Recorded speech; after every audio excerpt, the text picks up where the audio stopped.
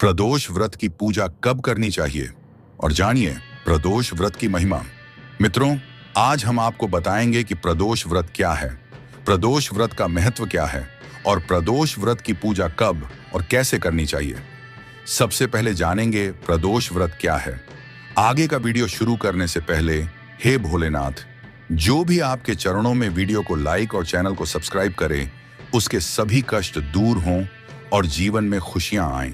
इस व्रत को करने से मनुष्य के सभी कष्ट और पाप नष्ट होते हैं एवं मनुष्य को अभीष्ट की प्राप्ति होती है। स्कंद पुराण की एक कथा के अनुसार प्राचीन काल में एक विधवा ब्राह्मणी अपने पुत्र को लेकर भिक्षा मांगने जाती और संध्या को लौटती थी। एक दिन जब वह भिक्षा मांगकर लौट रही थी तो उसे नदी किनारे एक सुंदर बालक दिखाई दिया जो विदर्भ देश का राजकुमार धर्मगुप्त था।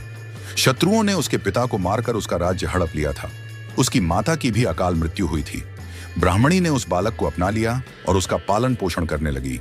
कुछ समय पश्चात ब्राह्मणी दोनों बालकों के साथ देवयोग से देव मंदिर गई। वहां उनकी भेंट आर्षि शांडिल्य से हुई। आर्षि शांडिल्य ने ब्राह्मणी को बताया कि जो बालक उन्हें मिला है वह विदर्भ देश के राजा का पुत्र है जो युद्ध में मारे गए थे और उनकी माता को ग्राह ने अपना भोजन बना लिया था। आर्षि शांडिल्य ने ब्राह्मण को प्रदोष व्रत करने की सलाह दी। आर्षि आज्ञा से दोनों बालकों ने भी प्रदोष व्रत करना शुरू किया।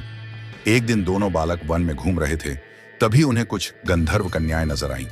ब्राह्मण बालक तो घर लौट आया, किंतु राजकुमार धर्मगुप्त अंशुमति नाम की गंधर्व कन्या से बात करने लगे। गंधर्व कन्या और राजकुमार एक दूसरे पर मोहित हो गए। कन्या ने विवाह के लिए राजकुमार को अपने पिता से मिलने के लिए बुलाया। दूसरे दिन जब वह पुनः गंधर्व कन्या से मिलने आया तो गंधर्व कन्या के पिता को बताया कि वह विदर्भ देश का राजकुमार है। भगवान शिव की आज्ञा से गंधर्व राज ने अपनी पुत्री का विवाह राजकुमार धर्मगुप्त से कराया। इसके बाद राजकुमार धर्मगुप्त ने गंधर्व सेना की सहायता से विदर्भ देश पर पूर्ण आधिपत्य प्राप्त किया। यह सब ब्राह्मणी और राजकुमार धर्मगुप्त के प्रदोष व्रत करने का फल था। स्कंद पुराण अनुसार जो भक्त प्रदोष व्रत के दिन शिव पूजा के बाद एकाग्र होकर प्रदोष व्रत कथा सुनता या पढ़ता है, उसे 100 जन्मों तक कभी दरिद्रता नहीं होती। मित्रों, अब जानते हैं प्रदोष व्रत का महत्व। हिंदू धर्म के अनुसार प्रदोष व्रत कलियुग में अति मंगलकारी और शिव कृपा प्रदान करने वाला होता है। प्रत्येक माह की त्रयोदशी तिथि में सायंकाल को प्रदोष काल कहा जाता है। मान्यता है कि प्रदोष के समय महादेव कैलाश पर्वत के रजत भवन में इस समय नृत्य करते हैं और देवता उनके गुणों का स्तवन करते हैं। शिव जी को प्रदोष श्रावण मास तथा महाशिवरात्रि की तरह ही प्रिय है। प्रदोष व्रत को हिंदू धर्म में बहुत शुभ और महत्वपूर्ण माना जाता है। पुराणों के अनुसार एक प्रदोष व्रत करने का फल 100 गायों के दान जितना होता है। इस व्रत को करने से मनुष्य के संपूर्ण पापों का नाश होता है और मृत्यु के बाद उसे मोक्ष की प्राप्ति होती है। सुहागिनों द्वारा इस व्रत के करने से उनका अखंड सुहाग बना रहता है। प्रदोष व्रत की पूजा हमेशा प्रदोष काल यानी संध्या समय में की जाती है। सप्ताह के 7 दिन के प्रदोष व्रत का अपना विशेष महत्व है।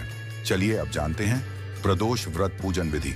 त्रयोदशी तिथि को ब्रह्म मुहूर्त में उठकर नित्य कर्म से निवृत्त होकर स्वच्छ वस्त्र धारण करके भगवान शिव का धूप दीप से पूजन कर पूरे दिन निराहार व्रत का संकल्प करें। व्रती को इस पूरे दिन निराहार रहना है तथा दिन भर मन ही मन शिव का प्रिय मंत्र AUM नम शिवाय का जाप करते रहना चाहिए।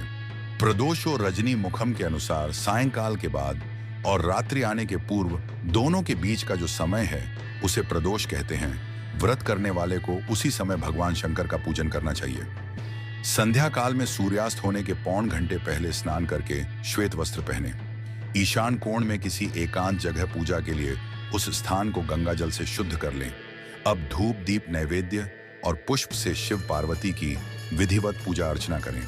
तत्पश्चात प्रदोष व्रत कथा सुने अथवा सुनाए और अंत में भगवान शिव की आरती करें। प्रदोष काल में घी का दीपक अवश्य जलाएं